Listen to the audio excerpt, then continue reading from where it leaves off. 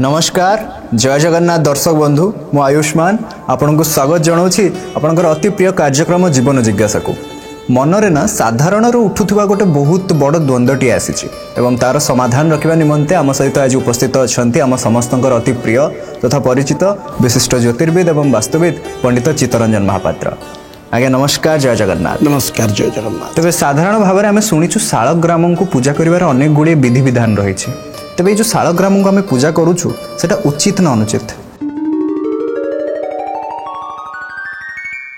शालग्राम एक महत्वपूर्ण जिनिस आम कह रखा विशेषकर जानते प्राय व्यक्ति विशेष मान शालग्राम कौन तो आम देखा जदिव शालग्राम पत्थर बोले कहूचे तो शालग्राम हूँ भगवान विष्णु स्वयं से बास करते नारायण बास करते शालग्राम नारायण को स्वरूप हूँ शालग्राम। आज्ञा ये शालग्राम कौन सी जगार मिले ना गोटे जगार मिले से हूँ गंडुकी नदी बोले नदी अच्छी से जगार ये शालग्राम आसी था से जगार ही शालग्राम देखा जाए आम प्राप्त कर जगार एत सहित कही रखी शालग्राम को आपण के किणिकी आनबेनि शास्त्रानुमत यहाँ। आज्ञा शालग्राम के किणिकी पैसा देकी किणिकी निया जाए नहीं क्या मत पैसा देकी बिका जाए नहीं बिकवा उचित नुहे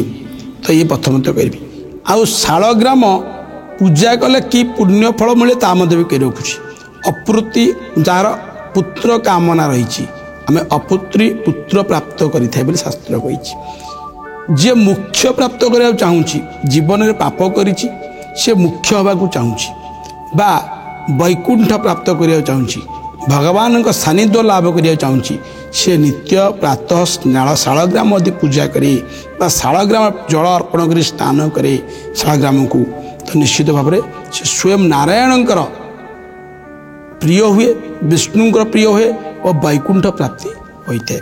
तो आमे मैंने आप शालग्राम समस्ते पूजा करें ना कही रखी आप गोटे शब्द जानते ब्राह्मण विप्र व्यक्ति विशेष घरे विशेषकर शालग्राम पूजा पाऊ थाए ब्राह्मण व्यक्ति विशेष मान घरे विप्र व्यक्ति विशेष ग्रह विप्र ब्राह्मण व्यक्ति विशेष घरे शालग्राम पूजा पाऊ थाए। उदाहरण स्वरूप आज्ञा शालग्राम पानी जदि पाई दिखते आप मुक्ति पाइबे जिते बड़ा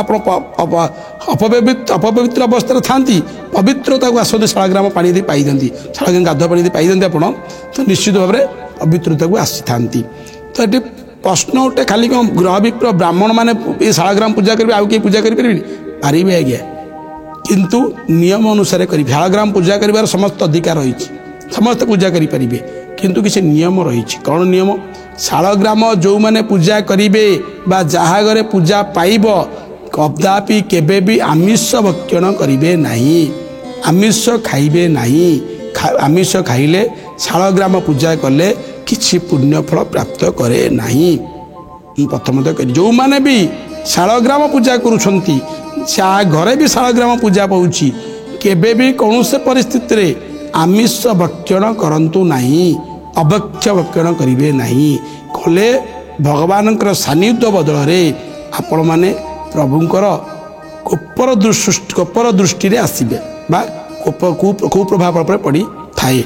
एत सहित कही रखी शालग्राम पूजा कर किसी विधि रही समस्ते पूजा करें किंतु शालग्राम पूजा कर किसी विधि रही शालग्राम टू दीटा जिनिस के दूरे रखी आज्ञा रखिले महापाप पाइबे जो मैंने भी घरे आज कही रखुची शालग्राम पूजा करुछंती दीटा जिनिस केबे भी दूरेबे नहीं दूरेले आपण भगवान नारायण कोपर दृष्टि आसवा कोपर प्रभाव पड़ो आपंकर कुप्रभाव आप पड़ो कौन पड़ो शालग्राम दीटा जिनस दूरे रखिए कह कि दीटा जिनस कौन गोटे हूँ शंख अन्यटे हूँ तुलसी केबे भी कौन से परिस्थिति शालग्राम ठारू तुलसी की अलगा करेंगे नहीं तुलसी पत्र बा तुलसी की अलगा करेंगे नहीं से शंख को मत अलगा करेंगे नहीं शालग्राम जो पूजा पाइब से शंख पूजा करेंगे शंख भी नारायण स्वरूप आज्ञा एत सहित कही रखी आपण केमी पूजा करूँ शालग्राम ठारू तुलसी गोटे सेकेंड भी अलग हेनी आज्ञा गोटे मुहूर्त अलग हेनी जी काढ़ से ପାପର ଭାଗିଦାରୀ ହେବ ଆଜ୍ଞା। କାରଣ ଶାଳଗ୍ରାମଙ୍କର ତୁଳସୀ ଅତ୍ୟନ୍ତ ପ୍ରିୟ, ଶାସ୍ତ୍ରାନୁମତ ଏଇଟା ଆଜ୍ଞା। ନାରାୟଣ ଜାଣିଥିବେ, ଆମ ସମୟ ସାପେକ୍ଷ ମୁଁ ଖାଲି ଜଷ୍ଟ ଆପଣଙ୍କୁ ଟିକେ କହି ରଖୁଛି। ବୃନ୍ଦାଙ୍କର ଯେଉଁଟାକି ଭଗବାନ ତାଙ୍କୁ ଦେଇଥିଲେ, ବରପ୍ରାପ୍ତ କରିଥିଲେ ଯେ ବୃନ୍ଦା ବା ବୃନ୍ଦାବତୀ ଯେଉଁଟା କହୁଛେ, ସେ ବା ତୁଳସୀ, ସେ ସଦାସର୍ବଦା ନାରାୟଣ ପାଖରେ ହିଁ ରହିବେ, ମସ୍ତକରେ ପୂଜା ପାଇବେ। ଅର୍ଥାତ୍ ଯଦି ନାରାୟଣ ହେଉଛନ୍ତି ଶାଳଗ୍ରାମ, ତାଙ୍କଠୁ ତୁଳସୀ ଅଲଗା କରିବେ, ପାପର ଭାଗିଦାରିବେ। କେମିତି ସ୍ନାନ କରି ତା ବି ବିଧି କରି ରଖୁଛି।